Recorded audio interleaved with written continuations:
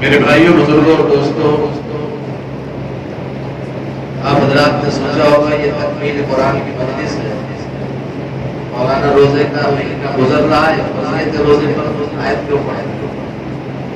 میں نے جان بوجھ کے پڑھا ہے کے ساتھ ہمیں اور آپ کو جائزہ لینا ہے اس مقصد کے لیے یہ رمضان آیا تھا۔ اللہ کے پیارے حبیب سرکار مدینہ حضرت محمد صلی اللہ علیہ وسلم نے اپنی امت کو باخبر کیا تھا کہ اذلکم شہر عظیم، تمہارے لیے تمہارے اوپر ایک بہت بڑا مہینہ سایہ پڑا ہے۔ اذلکم شہر عظیم، بہت بڑا مہینہ۔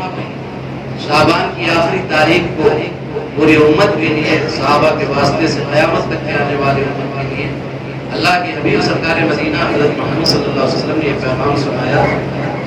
اس کے اکثر حصے گزر چکے، رمضان کا پہلا عشرہ بھی گزر چکا، دوسرا عشرہ بھی گزر چکا، تیسرا عشرہ آج 25 تاریخ ہو گئی، 4-5 دن باقی رہ گئے۔ یہ سیزن ہم نے اور آپ نے کیسا کمایا اس میں۔ تاجر لوگ بیٹھے اپنے سیزن کو دیکھتے ہیں، جب سیزن میں کچھ دیکھتے ہیں، معائنہ کرتے ہیں سیزن کا، چند دن رہ جاتے ہیں تو بہت دوڑ بھاگ کرتے ہیں کہ جو نقصان ہوا ہے اس کی بھرپائی کر کے ورنہ نکل جائے گا، مال رہ جائے گا، پھر بکے گا بھی نہیں۔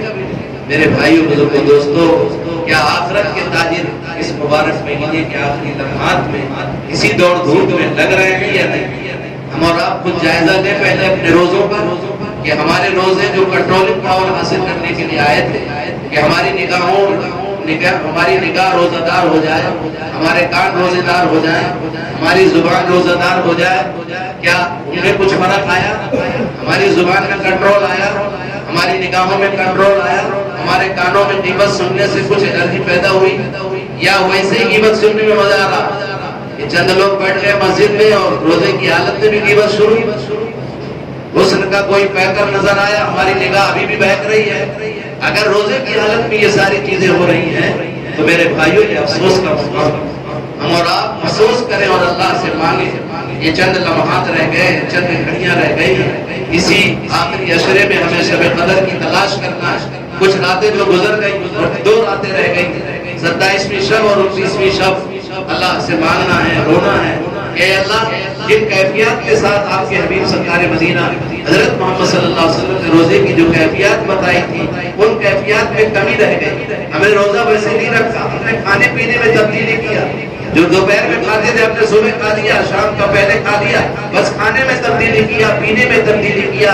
لیکن زندگی کے لمحات جو ان چال بے ڈھکی پہلی تھی وہ اب بھی چلی آ رہی ہے۔ اگر ایسا ہے تو میرے بھائیو، اللہ سے روئے، اللہ سے گڑگڑائے۔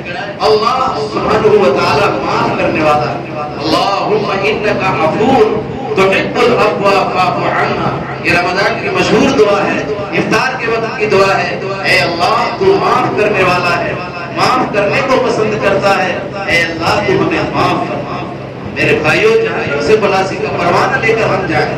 بہت سے احباب اعتکاف میں بیٹھے ہوئے ہیں، وہ اللہ کی جوڑی میں پڑ گئے ہیں کہ اللہ ہم لے کے جائیں۔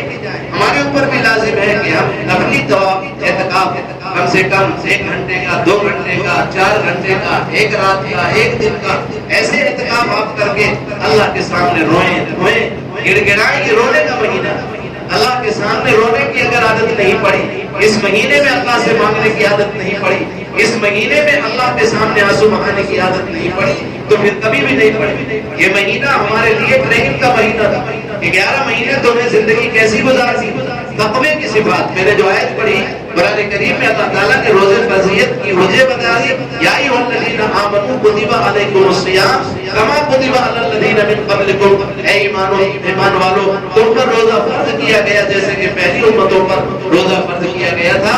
آگے وجہ بتائی، لعلکم تتقون، تاکہ تم متقی بن جاؤ، پرہیزگار بن جاؤ، تمہاری زبان میں کنٹرول۔ حدیث میں آتا ہے اگر کسی سے بحث مباحثہ ہو جائے، گالی کے وقت بہت دور کی بات، بحث مباحثہ ہو جائے، کچھ تھوڑا سی اونچی آواز سے کوئی بات ہونے لگے تو وہ کہے فَلْيَقُلْ أَنَا صَائِمٌ، اے بھائی میں روزے، ढाई में रोजा। मेरे भाइयों, रमजान का एक रोजा हुजूर अकरम सल्लल्लाहु अलैहि वसल्लम की हदीस से आप अंदाजा लगाएं कि हुजूर अकरम सल्लल्लाहु अलैहि वसल्लम ने फरमाया कि रमजान का एक रोजा बगैर किसी शरई उज़्र के अगर छूट गया, पूरी जिंदगी रोजा रखता रहे, रमजान के एक रोजे का बदल नहीं हो सकता। इसलिए मेरे भाइयों, बुजुर्गों, दोस्तों, इसमें भाव तो आपको मालूम ही था कि नफ्ल का सवाब फर्ज के बराबर और फर्ज का सवाब 70 फर्जों के बराबर। तो अल्हम्दुलिल्लाह आप हज़रात ने नवाफिल भी पढ़ी, तरावी में कुरान मुकम्मल किया, अल्लाह का शुक्र रहा। आप जरूर रोए धोए होंगे पिछले साल के मुकाबले में, तभी अल्लाह ने इस शहर पर अपना खुसूसी करम और इनाम फरमाया कि आप आफियत के साथ पूरी तरावी पढ़ी। हर मकाम पर कुरान करीम मुकम्मल हो रहे हैं, कुरान की बहारें नजर आ रही हैं चारों तरफ। 7 रमजान से हम शिरकत कर रहे हैं माशाअल्लाह। खत्म कुरान में दुआएं हो रही हैं, खत्म कुरान मुकम्मल हो रहा है। कई घरों में, कई जो है मकामात में, मस्जिदों में, सब जगह पर कुरान मुकम्मल हो रहा है और आफियत के साथ जुमा भी पढ़ रहे हैं, आप कुरान मुकम्मल कर रहे हैं। ये अल्लाह का शुक्र अदा। अल्लाह ने फरमाया ला इन शकरतुम लअज़ीदन्नकुम, अगर तुम मेरी नेमतों की शुक्रगुजारी करोगे मैं तुम्हें नेमतों में इजाफा करूंगा, अगर मेरे नेमतों की नाकदरी करोगे तो मेरा अज़ाब बहुत सा। नेमतों की नाकदरी ये है कि मस्जिदें खुली हैं इबादत की। हम मस्जिद में आकर के जो है पढ़ना जमा, ग़ीबत का पढ़ना जमा है, जिक्र करें, अस्कार करें, दुआएं पढ़ें, हदीसें याद करें तो दुआएं याद करें, कुरान पढ़ें, नहीं तो खामोश बैठे, खामोशी के साथ आप बैठे रहे, अल्लाह की तरफ मुतवज्जे हो जाए। हे अल्लाह, तेरा नूर मुंतकिल होकर हमारे कल्ब पर आ रहा है, हमारे दिल की गर्दगियां दूर हो रही हैं और शुक्राने के तौर पर हमारा दिल अल्लाह अल्लाह कह रहा है। आप जुबान से नहीं कुछ कहें और अल्लाह की जात का इस्तेज़ार और अल्लाह की सिफात का कितना बड़ा तेरा करम, कितना बड़ा तेरा एहसान है। मौतों को भी याद करें मेरे भाइयों, कुरान करीम की तिलावत और मौत को कसरत से याद करना ये दिलों के ज़ंग को दूर करता है। जनाब नबी करीम सल्लल्लाहु अलैहि वसल्लम ने फरमाया कि तुम्हारे जिस तरह से लोहे में जंग लगता है, लोहे में मूर्छा लगता है, जंग लगता है, ऐसे ही तुम्हारे दिल भी जंग आलूद होते हैं। उसकी सफाई साहबा ने पूछा, या रसूलल्लाह, इसकी सफाई माँ जिला हुआ या रसूलल्लाह, इसकी सफाई क्या होगी? लोहे को तो हम एक मांग से साफ कर लेते हैं, दुनिया की दूसरी कपड़ा गंदा हुआ हम साबुन से साफ कर लेते हैं, दुनिया की दूसरी चीजों के सफाई के बहुत से जराए उनसे हम साफ कर लेते हैं। या रसूल अल्लाह, फरमाते जाइए साहबे कराम की अज़मत पर कैसी कैसी चीजों की गुत्थियां सुलझानी, पूछ करके कि या रसूल अल्लाह, आप सल्लल्लाहु अलैहि वसल्लम कि आप बताइए कि इसकी सफाई दिल की कैसे करें? ना तो इसमें देखभाल कैसे करते हैं, ना तो साबुन लगा सकते हैं, ना दूसरी चीजों से साफ करते हैं। हुजूर अकरम सल्लल्लाहु अलैहि वसल्लम ने फरमाया, इसकी जिला, इसकी सफाई कुरान करीम की तिलावत और मौत को कसरत से याद करना। हमें तो मौत दफन करने जाते हैं तो वहां भी भूल जाते हैं।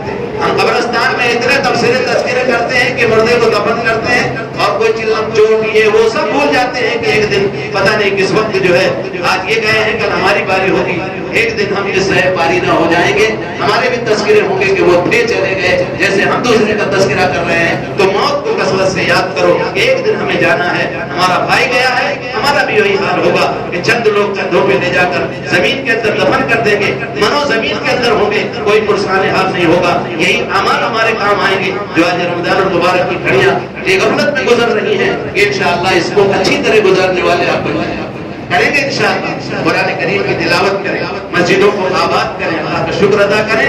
मस्जिद में बिल्कुल बात न करें, हमारी मस्जिदों में माफ करें, हमारी मस्जिदों में बातें बहुत करते हैं, वो दीन का एक बहाना है, दीन की बात कर सकते हो, दीन की थोड़ी सी बात की बाकी बातें दूसरी शुरू हो जाती है। देखो इन तमाम चीजों से हमें बचना है। एक बात अर्ज करता हूँ, मैं गैर मानूस शख्स बेचारा करीब हुआ थोड़ा सा, मक्का मस्जिद देखने गया, वहाँ बैठा थोड़ी देर, अभी रमजान की बात, मुझे हाजी सलीम साहब ने बताया कि हजरत जरा मना कर रहे, बातें बहुत होती हैं। वो शख्स वो तासुब लेकर आया कि हाजी साहब मस्जिद बहुत अच्छी बनी माशाअल्लाह, सब चीजें हो रही, लेकिन आपकी मस्जिद में बातें आवाज से बहुत करते हैं, बहुत जोर जोर से लोग बोलते हैं। मैं दूसरी मस्जिदों में गया, दूसरे लोग वहाँ जरा खामोश रहते हैं, एहतराम करते हैं। मेरे भाइयों, मस्जिद का एहतराम जरूरी। हुजूर अकरम सल्लल्लाहु अलैहि वसल्लम ने फरमाया, अपनी मस्जिदों को दूर रखो बच्चों से, बच्चों को दूर रखो, अपनी मस्जिद छोटे ना समझ बच्चों से दूर रखो, मजानी रखो, अपने पागलों से दूर रखो जो कुछ शऊर नहीं रखते, बयोशिरा से दूर रखो, चीख पुकार से दूर रखो, बाजारी अल्फाज जोर जोर से बोलने, तमाम चीजों से अपनी मस्जिदों को पाक रखो। छोटे बच्चे जो ना समझ है, जो इधर से उधर حق میں دوڑتے ہیں، انہیں ماں کی تربیت کی ضرورت ہے، انہیں امام صاحب کے پاس یہاں لانے کی ضرورت نہیں ہے، ان کو گھروں میں ماں کے پاس بیٹھائیں کہ ان کو بیٹھا کے وہ شعور سمجھائیں اور آداب سمجھائیں. جب 7 سال کا سمجھدار بچہ ہو جائے پھر اس کو مسجد میں لے جائیں. تو یہ مسجد کی جب ہم قدر کریں گے تو اللہ مسجد کھلنے کی اور فکر پیدا کرے گا. اور مسجد کی بے حرمتی ہم کریں گے تو اللہ بند کر دے گا. کریں گے بھائی کوشش انشاءاللہ. اللہ تعالیٰ ہمیں توبہ کی توفیق نصیب فرمائے. دوسری بات، یہ شب قدر کی تلاش ابھی 2 راتیں باقی ہیں، پتہ نہیں کون سی رات اللہ تعالیٰ شب قدر فرما دے. اور شب قدر کے تعلق سے حضرت مفتی کلام پوری صاحب دعوت برکاتہ کا ایک مضمون ابھی آیا ہے. انہوں نے لکھا ہے کہ بہت بڑی غلطی ہم سے ہوتی ہے کہ ہم شب قدر آخری رات میں تلاش کرنے کے چکر میں رہتے ہیں. حالانکہ رات کا ذکر تو غروب آفتاب سے رات شروع ہو جاتی ہے، تو مغرب بعد سے ہی تلاش کرنا شروع کر دینا چاہیے. پتہ نہیں وہ شب قدر کی مبارک سات مبارک گھڑی جو اللہ کی طرف سے مقبولیت جس میں پوشیدہ ہے وہ مغرب بعد شروع رات میں ہو جائے تو ہم آخری رات میں تلاش کر رہے ہیں. اس لیے شروع رات سے ہی اہتمام کریں کہ افطار کے چکر میں نفل نہ چھوڑیں. نفل ابھی جیسے تراویح میں 2 رکعت 60 کٹ جو بھائی یہ تو اور نفل اور پڑھنا چاہیے. 2 سنت 2 نفل 60 کٹ نپٹا رہے جو بھائی 20 رکعت تو تراویح اسی لیے پڑھائی جا رہی ہے کہ جتنی زیادہ نفل آپ پڑھ لیں. ہم اسی میں 60 کٹ کر لیں. کئی مسجدوں میں دیکھا میں تو پڑھتا ہوں جلدی جلدی پھر مجھے سلام پھیرنا پڑا پھر شریف ہونا پڑا. تراویح میں 2 رکعت پڑھ کے تھوڑا انتظار کیا. اللہ اکبر. ممبئی میں بہت ہوتا ہے، وہاں بھی بولا میں نے کہ 60 کٹ چھوڑو. ابھی تراویح میں بھی 60 کٹ کرنے لگے لوگ. 8 رکعت پڑھے 20 رکعت پڑھنا اپنے بتایا. ہم حضرت عمر رضی اللہ تعالیٰ کو اپنا آئیڈیل اور نمونہ مانتے ہیں. ہمارے آقا جناب محمد رسول اللہ صلی اللہ علیہ وسلم نے فرمایا علیکم بسنتی و سنت الخلفاء الراشدین المہدیین، تم پر لازم ہے میرے نبی کا طریقہ، میرے نبی کی سنت اور میرے ہدایت یافتہ خلفاء راشدین کا طریقہ. حضرت عمر رضی اللہ تعالیٰ کوئی معمولی شخصیت نہیں ہے، آپ نے باقاعدہ جاری کیا. حضور اکرم صلی اللہ علیہ وسلم نے تو 3 دن پڑھی، اس کی تفسیر کچھ نہیں ہے. تو منشاء نبوت کو سمجھنے والے ہم اور آپ ہیں کہ آقا نامدار صلی اللہ علیہ وسلم کی منشا کو حضرت عمر سے زیادہ سمجھنے والا کون ہے؟ جن کی فراست کے بارے میں حضرت حضور پاک علیہ السلام یہ فرما رہے ہیں لو کان نبی بعدی لکان عمر، اگر میرے بعد نبوت کا دروازہ کھلا ہوتا تو حضرت عمر نبی ہوتا. جن کی فراست کا عالم یہ ہے کہ 17 مقامات ایسے ہیں جو حضرت عمر سوچ رہے ہیں، جو حضرت عمر مشورہ دے رہے ہیں، اس کے مطابق اللہ کا قرآن نازل ہو رہا ہے.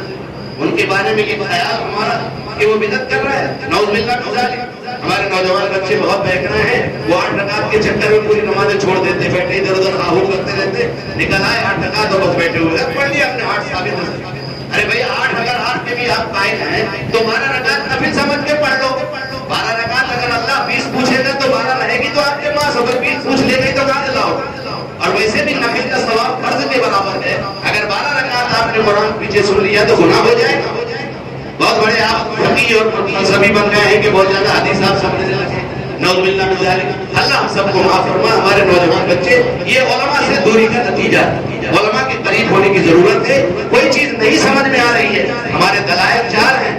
پہلی دلیل کتاب اللہ ہے، دوسری دلیل آقا مکی مدنی جناب محمد رسول اللہ صلی اللہ علیہ وسلم کی حدیث مبارکہ ہے. تیسری دلیل اجماع صحابہ. جس چیز پر صحابہ کا اجماع ہو چکا، جس پر صحابہ متفق ہو چکے ہیں، وہ شریعت کا ایک حصہ، وہ شریعت.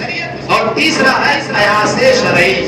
جب تینوں چیزوں میں ہمیں کوئی چیز نہ ملے، نئی بات کوئی آئے، تو ان تینوں اصولوں کو سامنے رکھتے ہوئے ہمارے فقہائے کرام نے مثلا امام ابو حنیفہ، امام شافعی، امام احمد بن حنبل، امام مالک اور دیگر بہت سے ائمہ کرام ہیں جو ان کے راستے پر اور اس پر جو انہوں نے قیاس کیا ہے وہ بھی ہمارے لیے حجت ہے.